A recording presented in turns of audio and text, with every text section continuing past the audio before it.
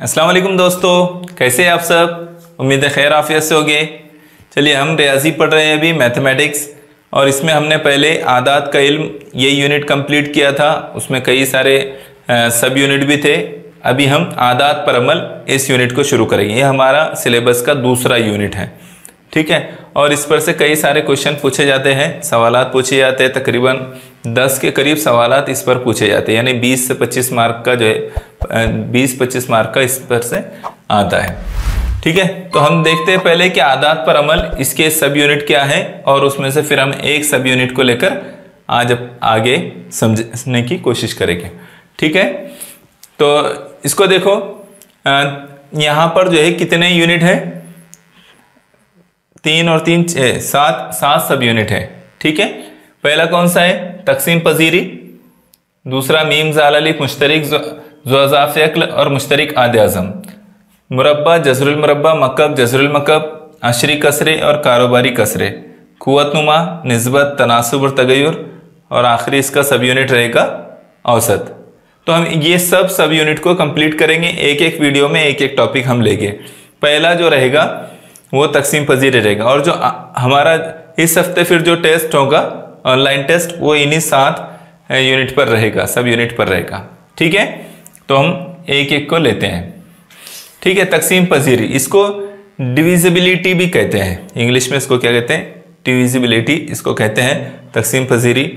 इसमें क्या होता है, तो तकसीम कैसे की जाती है, इससे ज़्यादा तकसीम के अमल पर बात होती है, ठीक है। तो उसमें कौन सा मकसूम अलैह है, कौन सा ज़ाफ़ है, कौन सा आद है, ये सब बातों पर जो है उसमें हमको सीखने को मिलता है, ठीक है। हम क्या करेंगे, पहले कसौटियाँ समझ लेंगे, 2 की, 3 की, 5 की, 4 की, सब कसौटियाँ समझेंगे, और उसके बाद फिर जो है सवालात हल करेंगे। जो सवालात आपको आते हैं एग्ज़ाम में, उसी पैटर्न पर सवालात हम लोगों ने इसमें लिया है, और इंशाल्लाह उसी को हम हल करके देखेंगे, ठीक है। तैयार है आप सब। चलिए पहले इस पर आते हैं। यहाँ देखो, एक बहुत आसान अंदाज में एक बात बताने की कोशिश की गई।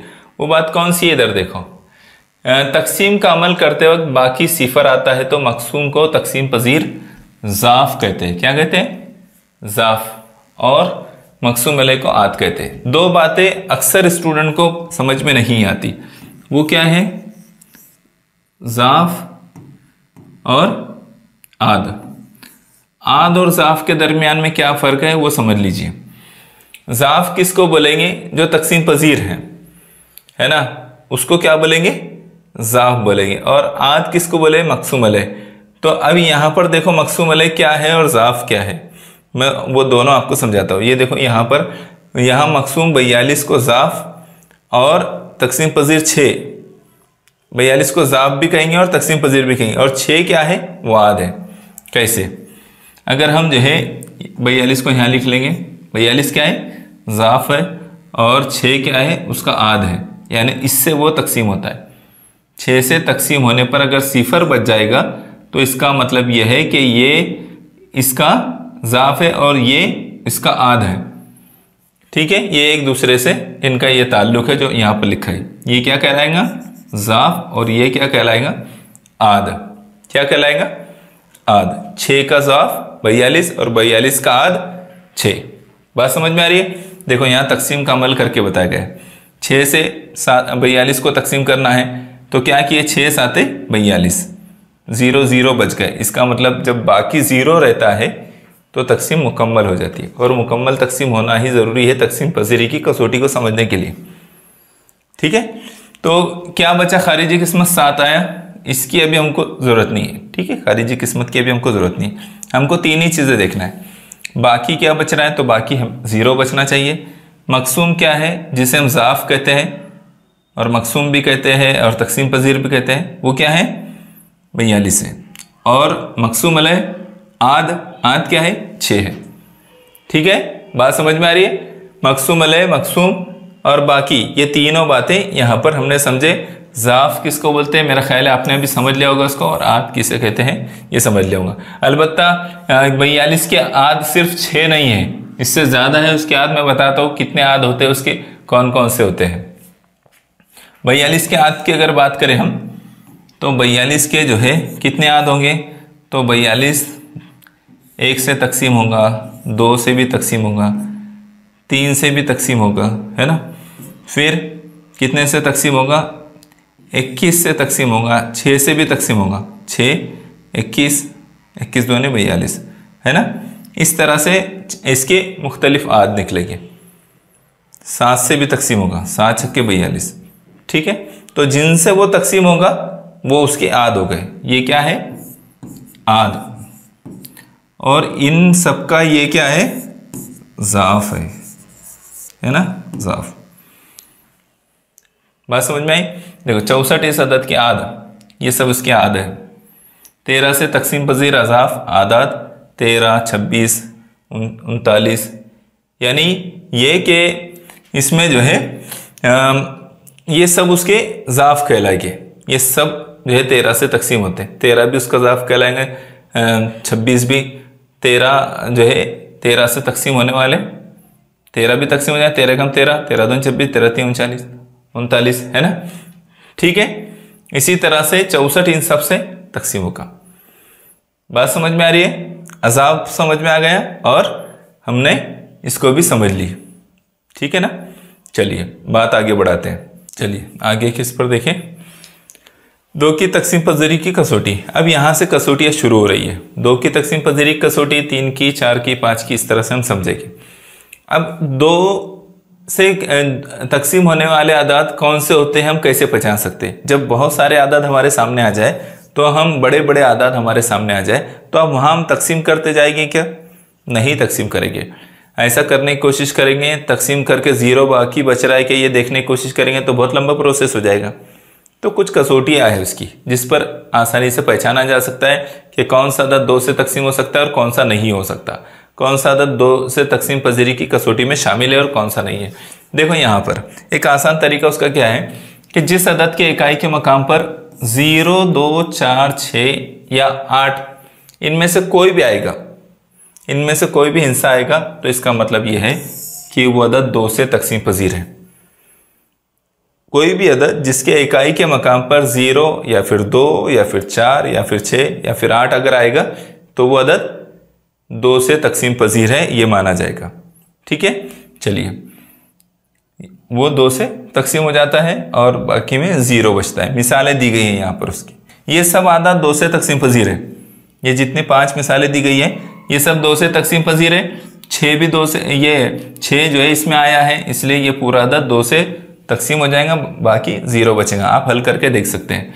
8 आया है यहाँ पर, इसलिए ये भी तकसीम हो जाएगा। यहाँ 0 आया है, ये भी तकसीम हो जाएगा। यहाँ 2 आया है, ये भी तकसीम हो जाएगा। यहाँ 4 आया है, ये भी पूरी तरह से तकसीम हो जाएगा, बाकी में 0 बचेगा। इसलिए ये आदाद 2 से मुकम्मल तकसीम पजीर है, 2 की कसौटी में शामिल है। और एक बात याद रखने की इसमें कि जुफ्त आदाद वाले जितने भी आदाद होते हैं वो सब 2 से मुकम्मल तकसीम हो जाते हैं। जितने भी आदाद जुफ्त में आएंगे वो तमाम के तमाम 2 से तकसीम हो जाते हैं, ठीक है। चलिए अगले इस पर हम आते हैं। अगली कसौटी को देखिए, 3 की तकसीम पजीरी की कसौटी। अब यहाँ हमको 3 की तकसीम पजीरी की कसौटी समझना है। 3 की कसौटी क्या है कि जो आदाद जो है जिन आदाद की जमा, यानी हिंद से जो दिए जाते हैं। जैसे मैं आपको एक मिसाल देता हूँ, ठीक है, और मैं इसको और बढ़ा देता हूँ, 2 और 4, ठीक है, मैंने बढ़ा दिया। ये अदद बन गया, एक बड़ा अदद बन गया। ये इन 100 की हम जमा करेंगे, कितना है भाई, 4,21,369 ये अदद है। ये 3 से तकसीम पजीर है। मैं ये अदद को देखकर ही बता दूंगा कि ये 3 से तकसीम पजीर है, 3 से मुकम्मल तकसीम हो जाएगा। जब आप, और बचेगा क्या, सिफर बचेगा। क्या बचेगा, सिफर बचेगा, ठीक है। तो यहाँ हम देखते हैं कि 3 से तकसीम पजीर कैसे होता है। तकसीम हो तो वो अदद 3 से तकसीम पजीर होता है। अब जमा करना होती है, तमाम हिस्सों की जमा करनी होती है। क्या करेंगे, 4 जमा 2 6, 6 जमा 1 7, 7 जमा 3 9, 10, 10 जमा 6 16, 16 और 9 कितना होगा, 16 और 9 16 और 9 होगा। एक मिनट है, हम ये जो है 3 से तकसीम नहीं होगा, चूंकि यहाँ इनकी जमा जो है 3 के से तकसीम नहीं हो रही। 9 जमा 6 15 हो रहे हैं, 15 और 3 18 और 1 19, 19 2 11 21, 21 और 4 25, 25 होता है क्या, नहीं होता है। तो हम क्या करेंगे, और 2 बढ़ा देते हैं, ये पूरा अदद लेंगे तो ये 3 से तकसीम हो जाएगा। अब क्या हो गई, उनकी जमा 27 हो गई। क्या होगी, 27 होगी। तो इनकी जमा अगर 3 से तकसीम हो रही है, इन तमाम हिस्सों की, इनकी तमाम की जमा करें 27 आया, 27 3 से तकसीम हो जाता है, 3 का 3 आए 27, तो बचे बाकी बच जाएगा 0। तो क्या है कि जब तमाम हिस्सों की जमा 3 से तकसीम हो जा रही है तो इसका मतलब वो अदद 3 से तकसीम पजीर है। यहां मिसाल दी गई एक, क्या दी गई मिसाल, 8,79,987, ठीक है। तो इस अदद के 7, 8, 9, 9, 7, 8 जितने हिस्से दिए हुए हैं उनकी जमा करना है। तो 8, 7, 15, 9, 9, 18 कितने गए, 15 और 18 33, 33 और 8 41, 41 और 7 48, कितना आया 48। तो ये 48 लिए हमने, 48 3 से पूरी तरह तकसीम पजीर है, 3 एकम 3, 3 एकम 3 बच गए यहाँ 1, 18 होगा, 3 एकम 3, 3 छक्के 18, 6 यानी ऊपर 16 बच जाएगा, 0 0 जो बकिया में 0 0 रहेगा, है ना। तो ये जब 3 से पूरी तरह से तकसीम हो जा रहा है तो इसका मतलब यह है कि ये अदद 3 से तकसीम पजीरी की कसौटी पर पूरा उतरता है। बात समझ में आई। आपको 2 ही बातें इसमें याद रखना है कि पहले तो उस अदद के तमाम हिस्सों की जमा करना है, अगर जमा करने के बाद वो 3 से तकसीम हो जा रहा है तो आपने समझ लेना है कि ये 3 की तकसीम पजीरी की कसौटी पर पूरा उतरता है, ठीक है। इस चीज़ का आपको ख्याल रखना है। बात समझ में आएगी। यानी इसका मतलब ये है कि ये जो अदद दिया गया था 8,79,987 ये 3 से तकसीम पजीर है। अगर आपसे पूछा जाता है 4 आदाद दे दिए जा रहे हैं आपको जिसमें ये भी एक शामिल है, तो आपसे पूछा जा रहा है कि दर्जे झेल में से कौन सा अदद 3 से तकसीम पजीरी की कसौटी पर पूरा उतरता है, तो आपने पहचानना है इस तरह से, ठीक है।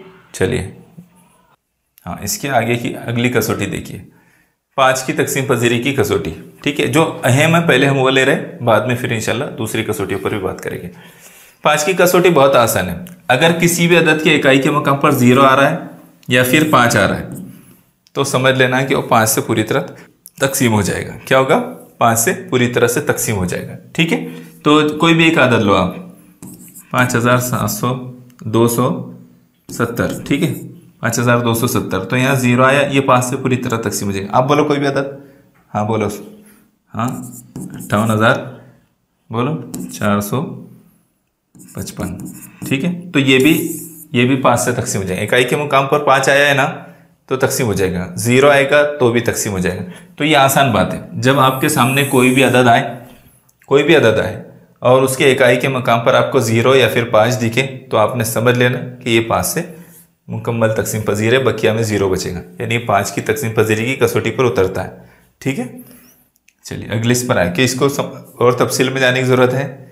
मेरा ख्याल है और तफसील में जाने की ज़रूरत नहीं है, सिर्फ 2 ही बातें याद रखना इसमें कि इकाई के मकाम पर क्या आना चाहिए, 0 या 5। जब आप उस अदद को हल करके देखेंगे, तकसीम करके देखेंगे 5 से, तो पूरी तरह से तकसीम हो जाएगा और वही तकसीम 5 से तकसीम पजीरी कसौटी कहलाएगा, ठीक है। हाँ यहाँ देखो 10 की तकसीम पजीरी की कसौटी, ये उससे भी ज़्यादा आसान है। इसमें सिर्फ एक ही बात है, वो क्या है कि जिस अदद के इकाई के मुकाम पर 0 आएगा, जिस अदद के इकाई के मुकाम पर 0 आएगा वो अदद 10 से मुकम्मल तकसीम पजीर है, 10 से मुकम्मल तकसीम पजीर है। मैं यहाँ क्या करता हूँ, एक अदद लिखता हूँ, 10 लिखा मैंने, तो इसमें इकाई के मुकाम पर क्या आया है 0, तो वो 10 से पूरी तरह तकसीम हो जाएगा। 100 लिखा, ये भी तकसीम हो जाएगा। 200 लिखा, 2000 लिखा, 300 लिखा हो, 350 लिखा हो, ये सब जो है 10 से पूरी तरह तकसीम हो जाएगी। क्या होगी, 10 से पूरी तरह तकसीम हो जाएंगे। इकाई के मुकाम पर 0 आना ज़रूरी है, इकाई के मुकाम पर 0 आना ज़रूरी है। जब हम इकाई के मुकाम को देखेंगे तो समझ लेंगे कि ये 10 से तकसीम पजीर है, ठीक है। चलिए अगली कसौटी पर आते हैं। अब यहाँ से जो है दूसरी कुछ कसौटियाँ शुरू हो रही है। तो जो कसौटियाँ जो है इसमें ज़्यादा इस्तेमाल में आती है वो मैं पहले बता देता हूँ आपको। तो 4 की कसौटी है। क्या है, 4 की कसौटी है। अब क्या है 4 की कसौटी, मैं आपको बताता हूँ। 4 की कसौटी पहचानना भी बहुत आसान है, उसमें उसूल याद रखना है आपको। आपको क्या करना है, दिए हुए अदद के दहाई के मकाम के हिस्सों से बनने वाले अदद को 4 से मुकम्मल तकसीम करके देखना है। जैसे मैं आपको एक मिसाल दे रहा हूँ, 4628 मैंने एक अदद लिखा है यहाँ पर 4628। आप उसको और बढ़ा सकते और बढ़ा दो, और कुछ बढ़ाना चाहते और बढ़ा दो, ठीक है, जितना बढ़ाना चाहते। लेकिन असल चीज़ क्या है कि हम इसके इकाई ये दो अदद हिस्सों को देखना है, और इससे जो अदद बन रहा है अगर वो 4 से तकसीम हो जाता है तो इसका मतलब ये है कि ये पूरा अदद 4 से तकसीम हो जाएगा, ठीक है। जैसे 28, 4 साते 28 होगा पूरी तरह तकसीम, तो इसका मतलब ये पूरा अदद 4 से तकसीम हो जाएगा। कोई भी अदद लीजिए आप, इकाई और दहाई का मकाम देखिए उसका। अब मैं यहाँ पर लिखता हूँ 987 986 7 3, ठीक है। मैंने यहाँ पर लिखा हूँ 9,86,736, ठीक है। अब यहाँ हम इकाई और दहाई के मकाम पर देखना है, तो ये 36 बन गया है ना, क्या है ये 36 है, तो 36 4 से तकसीम होता है क्या, हो जाता है, 4 नाम 36, 4 नाए 36 भी बोलते हैं हम इसको। तो इसका मतलब क्या होगा, बकिया में 0 बचेगा फिर, और ये अदद क्या कहलाएगा, ये 4 की कसौटी में है, 4 से मुकम्मल तौर पर तकसीम पजीर है। समझ में आ रही बात? चलिए आगे केस पर देखें। क्लियर हुआ ही नहीं हुआ? इकाई दाई वाला अदद यहाँ पर याद रखना है आपको। अगले इस पर देखें, 6 की कसौटी। 6 की कसौटी क्या है, अगर कोई अदद 2 और 3 से तकसीम हो जा रहा है, कोई अदद 2 और 3 से तकसीम हो जा रहा है, तो इसका मतलब क्या है कि वो 6 से भी तकसीम हो जाता है। अब कैसे? 2 से तकसीम पजीर होने के लिए ज़रूरी है कि वो जुफ्त अदद हो इकाई के मकाम पर, ठीक है, और 3 से तकसीम पजीर होने के लिए ज़रूरी है कि उन तमाम हिस्सों की जमा 3 से तकसीम हो जाए, है ना, आसान सी बात है। जैसे इसमें कोई भी ताक अदद नहीं आएगा, इतनी बात याद रखिए। 6 की कसौटी में ऐसा कोई भी अदद नहीं आएगा जिसके इकाई के मुकाम पर ताक अदद आता है। क्यों? क्योंकि उसमें 2 से भी तकसीम होना ज़रूरी है, और 2 से कौन से अदद तकसीम होते हैं, जो जुफ्त होते हैं। एक बात आप लिख भी लेना आपके पास, 6 की कसौटी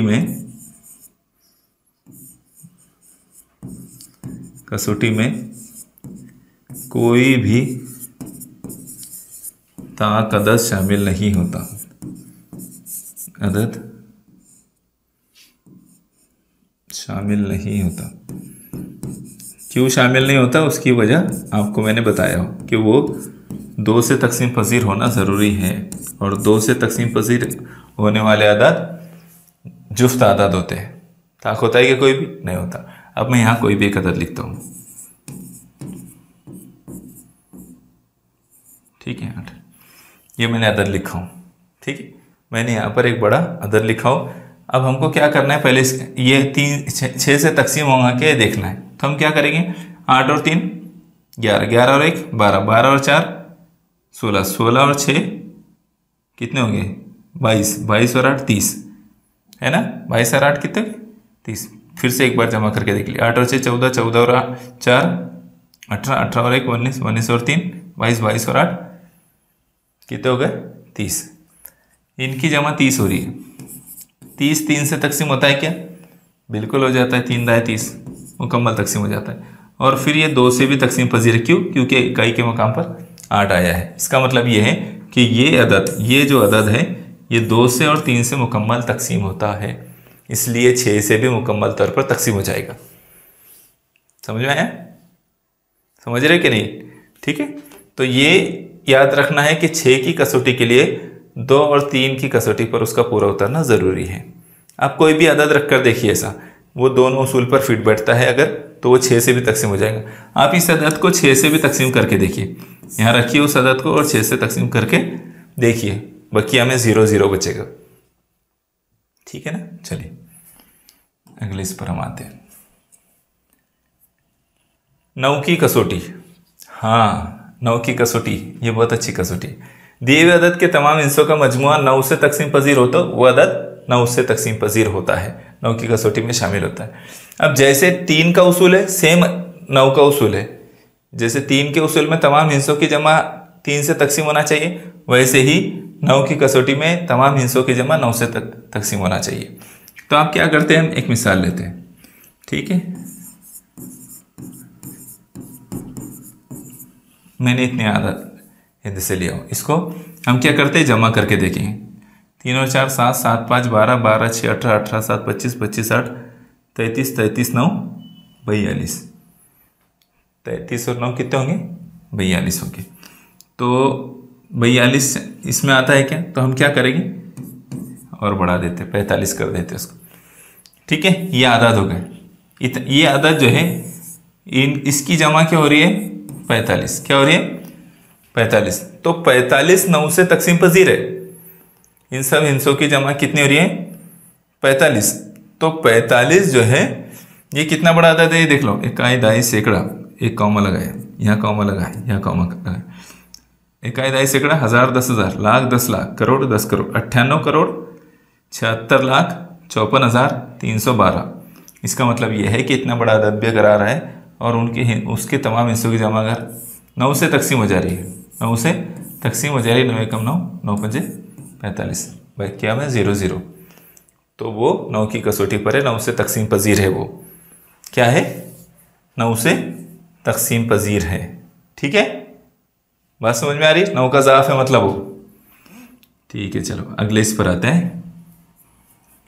यहां देखिए 11 की कसौटी, दिए हुए अदद के जुफ्त और ताक मकाम के आदात के मजमू का फर्क सिफर या 11 से तकसीम पजीर हो तो दिया हुआ अदद 11 से तकसीम पजीर होगा।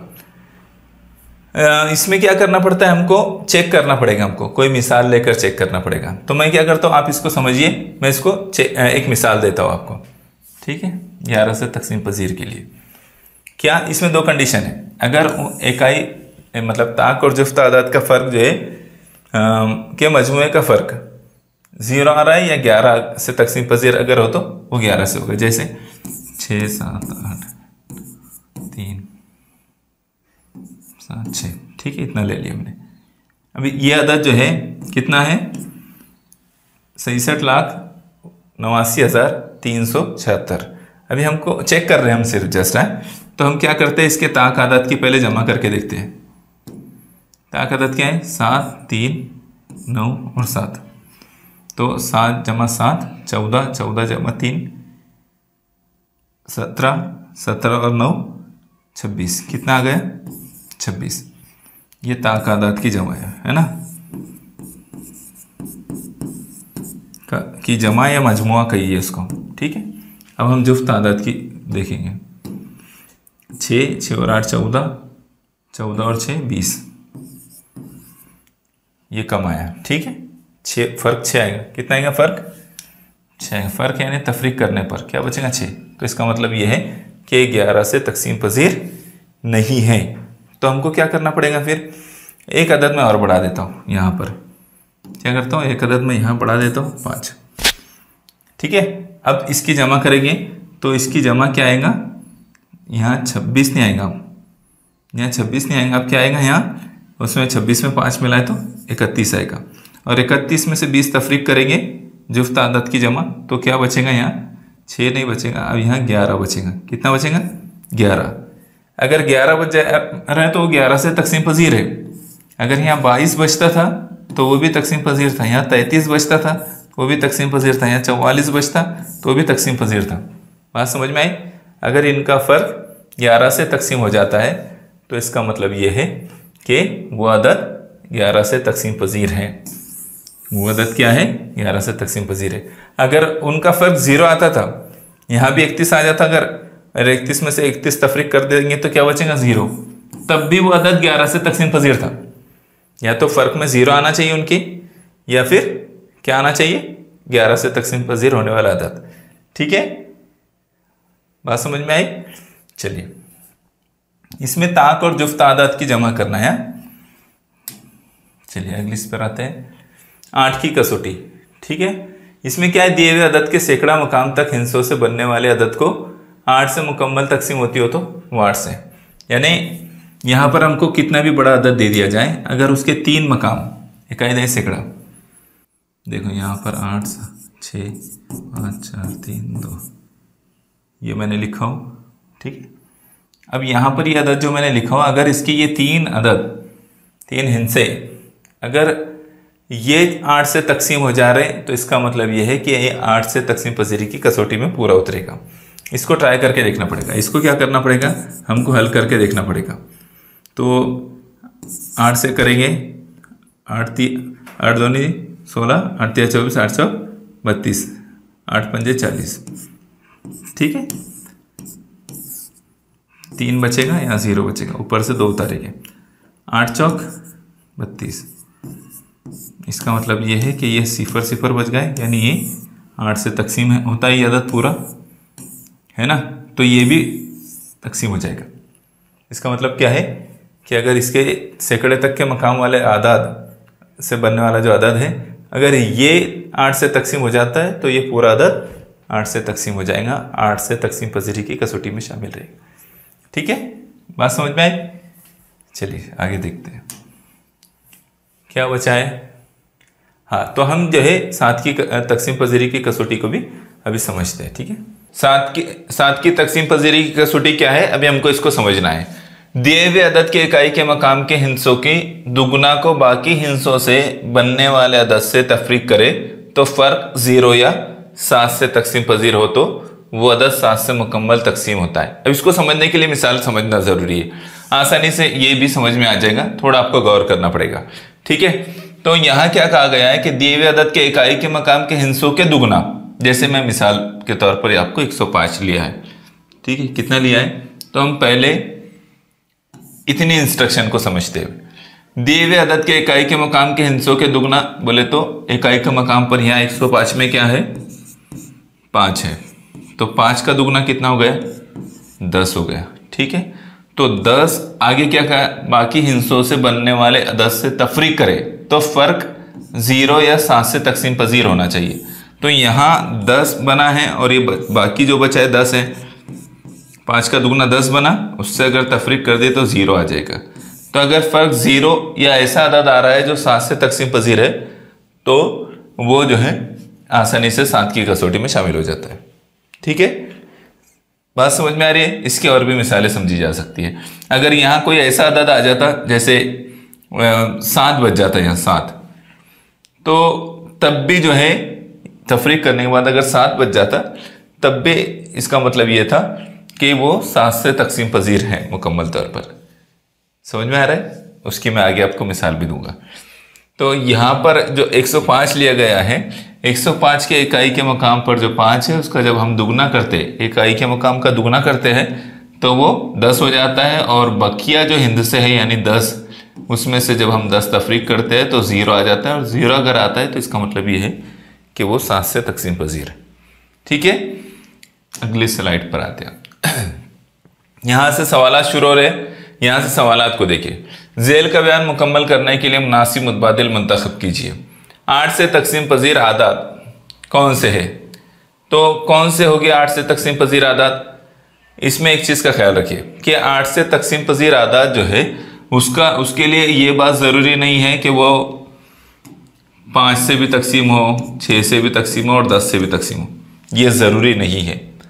यानी 5 और 6 और 10 से तकसीम होने वाले आदात 8 से तकसीम होंगे, ऐसा नहीं होता है, ऐसा ज़रूरी नहीं होता है। ठीक है, तो अब क्या है हमारे लिए आसानी, ये बात अगर समझ में आ गई तो फिर आसानी क्या है, तो 5 और 10 वाले ऑप्शन यहाँ से कट जाएंगे।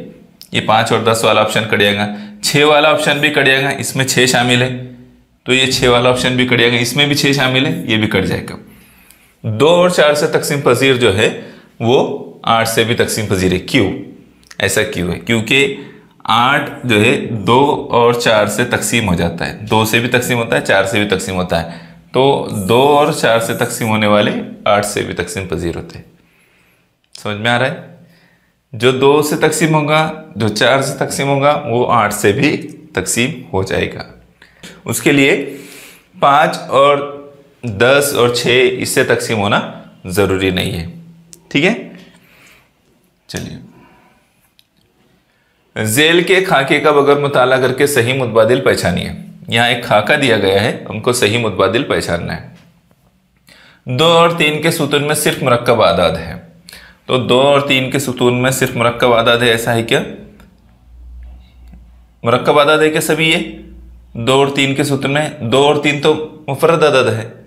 तो इसका मतलब यह है, देखो क्या कहा गया है, 2 और 3 के सुतून में सिर्फ मुरक्कब आदाद है। तो 2 के सुतून में ये 3 का सुतून, तो यहाँ ये भी मुफर्रद आदाद है और ये भी मुफर्रद आदाद है, बाकी मुरक्कब आदाद है। तो इसका मतलब यह है कि ये बात गलत है ना। हमको सही मुतबादिल ढूंढना है। पहले सुतून में एक अदद ऐसा है जो ना मुफर्रद है ना मुरक्कब, ये पहला सुतून है।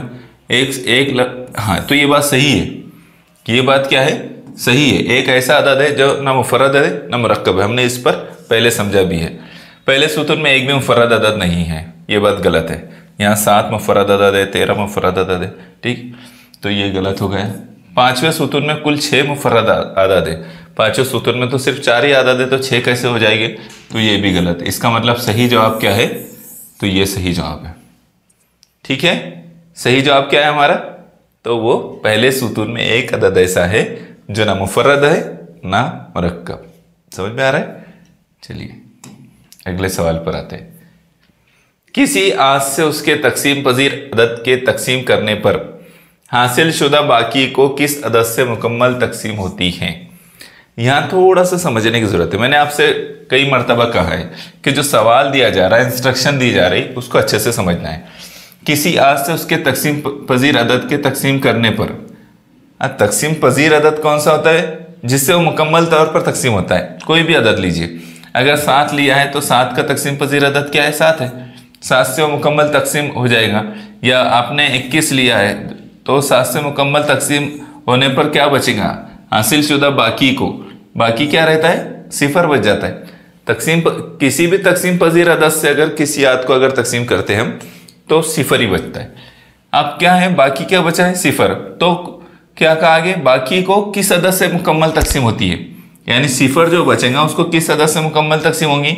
1 से, हासिल शुदा बाकी से, दिए हुए अदद आज से, किसी भी अदद से। तो 0 एक ऐसा अदद है, ऐसा डिजिट है कि जिसको किसी भी अदद से तकसीम होती है, लेकिन वो 0 हो जाता है, ठीक है। बात समझ में आ रही है? तो हमारा चौथा ऑप्शन सही रहेगा। 0 जो बकिया बचता है उसको किसी भी अदद से तकसीम हो सकती है। हमने नाती का आदाद में इसको पढ़ा है,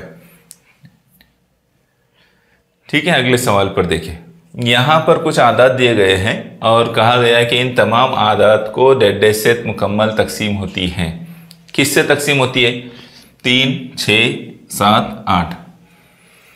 तो सिर्फ जीम से, सिर्फ अलिफ और जीम से, अलिफ बे जीम नामुनासिब, बे जीम दाल बे जीम दाल मुनासिब। तो हमको चेक करना पड़ेगा पहले। तो पहले क्या करते हैं हम? 3 की कसौटी पर चेक करते हैं। तो 4 और 4 8, 8 और 6 14। इसका मतलब यह है कि 3 की कसौटी फेल है। 14 आ गए, 3 से वो तकसीम नहीं होता है, इसका मतलब 3 सिरे से रहेगा ही नहीं, ठीक है। 6 से, तो जो 3 से नहीं हो सकता तो 6 से भी नहीं हो सकता, क्योंकि 6 की कसौटी के लिए 2 और 3 से तकसीम होना जरूरी है, ठीक है। 2 ऑप्शन कट हो गए। अब 8 की कसौटी के लिए जरूरी है कि उसके जो जुफ्त आदाद जो है जुफ्त में जाना। यहाँ पर कुछ ताक आदाद भी है ना, कुछ ताक आदाद भी है। तो इस वजह से वो 8 से तकसीम होगा क्या? वो 8 से तकसीम नहीं होगा। तो इसका मतलब क्या बच गया? सिर्फ 7। क्या बच गया? 7। तो वो 7 से मुकम्मल तौर पर तकसीम हो गए। उसको आप ट्राई करके देख सकते हैं कि कैसे 7 से मुकम्मल तौर पर तकसीम पजीर होते हैं। तो आप किसी भी अदद को लीजिए और उसको 7 से तकसीम करके देखिए। एक एग्जाम्पल मैं पहले अदद के लिए देता हूँ, ठीक है। तो आप बाकी को ट्राई कर सकते हैं। 7 से, 7 7 7 9 63, ठीक है। 7 9 63। तफरीक करेंगे, 4 में से 3 का 1 बचा, 6 में से 6 गए 0, उतारेंगे 4, 7 दूनी 14, क्या बच गया? 0 0 बच गया। ऐसे आप सबको ट्राई करेंगे तो मुकम्मल तौर पर वो 7 से तकसीम हो जाएगी। तो इसलिए हमारा सही जवाब क्या आएगा? वो 7 होगा, ठीक है। अगले सवाल पर हम आते हैं। 2, 3 और 6 इन आदात के हासिल ज़र्ब से हासिल होने वाले अदद के तमाम आद बताइए। अभी हो सकता है कंफ्यूज हो जाए इस सवाल में, लेकिन कंफ्यूज नहीं होना है। इसमें क्या है? 2 और 3 और 6 इन आदात के हासिल ज़र्ब। तो पहले हमको इसका हासिल ज़र्ब हासिल करना है। ये क्या है? 2 ज़रब 3 ज़रब 6, 2 तिया 6, 6 6 36 है ना, 2 तिया 6 और 6 ज़रब 6 क्या हो जाता है, 36 हो जाता है। अब 36 के आद कौन से, हासिल होने वाले अदद के तमाम आद बताइए। 36 के आद कौन सा है तो हम आसानी से बता सकते हैं कौन से है, 1 से होता है, 2 से होता है, 3 से होता है, 4 से होता है, ठीक है। फिर और कैसे होता है, 9 के इसमें आता है क्या, 9 दूनी 18, 9 तिया 27, 9 चौक 36, 9 से होता है। फिर 18 दूनी 36 है ना, और 36 से होता है। अब देखो बोला ये है क्या, 6 से भी होता है ना, 6 6 36, 6 भी आएगा, 6 6 36। तो 1 2 3 4 6 9 18 36, 1 2 3 4 6 9 18 और आखिरी में 36 को अगर लेंगे तो 36। ये भी ये वो नहीं आ रहा है, 12 भी आएगा ना, 12 भी आएगा। 1 2 3 4 6 9 12, 12 तिया 36, 18 2 36, 36 1 36 है ना।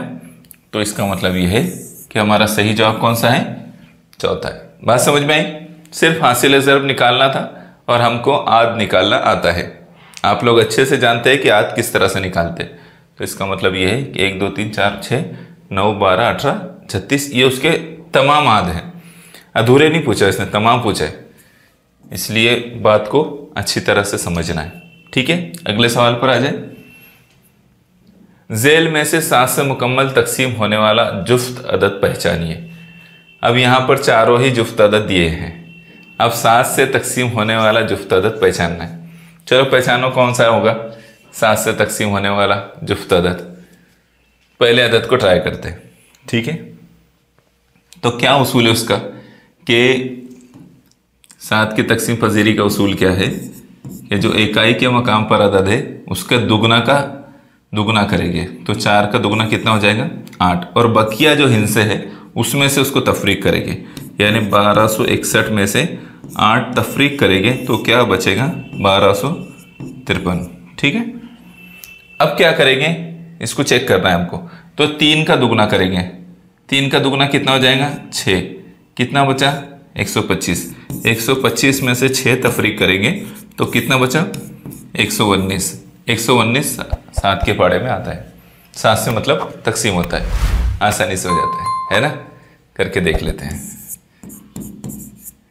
7 एकम 7, 11 में से 7 गए, कितने बचे 4, 49 बचे, 7 7 49, क्या हो गया 0 0। इसका मतलब पहला ही ऑप्शन सही है, अब दूसरे देखने की जरूरत नहीं है ना। तो ये जुफ्त अदद, और ये अब 7 की कसौटी इस पर से आसानी से समझ भी सकते हैं, चेक करना कैसे चेक करना है, ठीक है। तो ये उसका जवाब हुआ। समझ में आ रही है बात? हाँ, अगर नहीं समझ में आ रहा है तो उसको प्रैक्टिस कीजिए। आप इसको थोड़ी देर के लिए रोकिए, ब्रेक कीजिए, अपने नोटबुक निकालिए, उस पर हल करके देखिए उसको। आपका जवाब अगर सही आ जा रहा है तो समझ जाइए कि आप 7 की कसौटी समझ गए। और इसके अलावा में 2-3 एग्जाम्पल लीजिए, 2-3 मिसालें लीजिए, ट्राई कीजिए, कोई भी अदद ले लीजिए, उसको ट्राई कीजिए 7 की कसौटी में बैठ ट्राई किया, ठीक है। चलिए, हाँ, तो समझ में आया आपके ये।